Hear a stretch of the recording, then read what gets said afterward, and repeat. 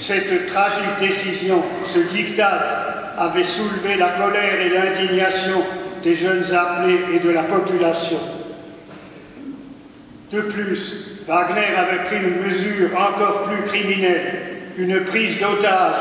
Les familles des réfractaires seront arrêtées et déportées dans des camps en Allemagne et en Silésie.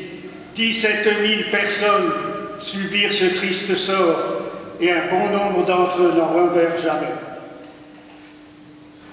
Le mouvement patriotique qui souleva alors beaucoup de nos jeunes réfractaires débuta par de nombreuses évasions, facilitées, soit seules, soit en groupe, soit aidées par d'héroïques passeurs.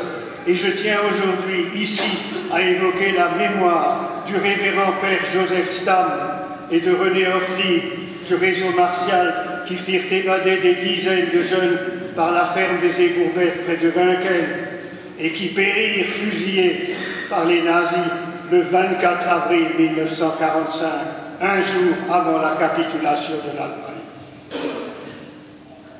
Encouragés par de nombreuses évasions, dont certaines même en groupe armé, 18 jeunes gens de Ballersdorf décident de prendre la route de la liberté.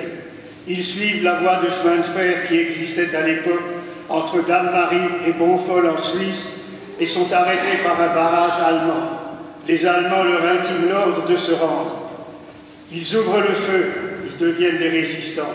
Ils tuent un Allemand, les Allemands ripostent, 3 d'entre eux sont tués. À ce moment-là, ces jeunes qui malheureusement n'avaient peut-être pas un encadrement comme les évasions précédentes, prennent la fatale décision de rentrer chez eux. Le lendemain, ils sont arrêtés, transférés à la prison de Strasbourg.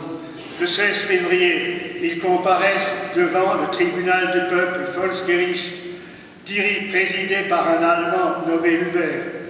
Wagner lui donne l'ordre de les condamner à mort, ceux qui l'exécutent. Le 18 février, ils sont transportés au camp de concentration de Struthof. Amenés à la carrière, ils sont fusillés et tombent sous les balles SS en martyrs. Pour la France quand même. Honneur aujourd'hui à la mémoire de ces jeunes martyrs.